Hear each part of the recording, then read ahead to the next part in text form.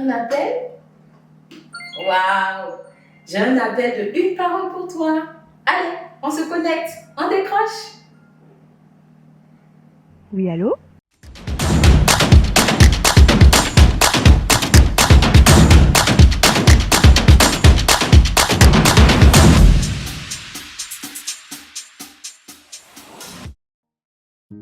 Comment fixer nos priorités lorsque nous sommes en face de plusieurs choses importantes à faire, lorsque nous sommes emprunts à commencer une journée dans laquelle tout est important? Comment reconnaître ce qui est prioritaire? Déjà, avant de pouvoir aborder cette question, c'est important que nous puissions faire la différence entre ce qui est urgent et ce qui est important.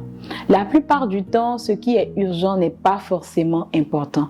Et nous, les hommes, nous avons tendance à courir pour régler ce qui est urgent au détriment de ce qui est important. Celui qui veut réussir ses priorités, celui qui veut réussir à traiter ses priorités, doit apprendre à reconnaître et à différencier l'urgent de l'important. Alors, si tu es là et que tu avais l'habitude de gérer les choses dans ta vie en fonction de l'urgence, aujourd'hui, remets-toi en question et apprends la sagesse de faire les choses qui durent. Jésus a dit à Marthe que Marie a choisi la bonne part, celle qui ne lui sera pas ôtée.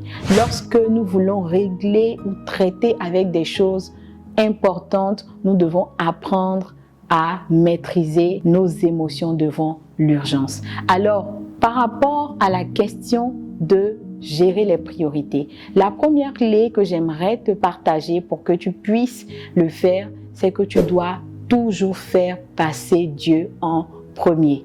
Comment gérer tes priorités? Tu ne dois jamais déplacer Dieu de sa position dans ta vie. Tu as quelque chose d'urgent à faire, tu as quelque chose d'important à faire, prie d'abord. Le fait de prier, c'est le fait de reconnaître que tout commence en Dieu, par Dieu et pour Dieu. Tant que Dieu garde sa place dans ta vie et dans ton cœur, peu importe comment tu serais oppressé par un ensemble de choses importantes, les priorités seront respectées.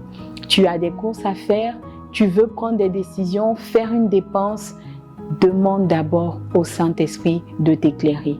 Chaque fois que tu sauras mettre Dieu en premier, alors tu peux être sûr que tu auras pris la bonne décision. Dans une prochaine vidéo, je partagerai avec toi la deuxième clé pour fixer tes priorités. Que Dieu te bénisse.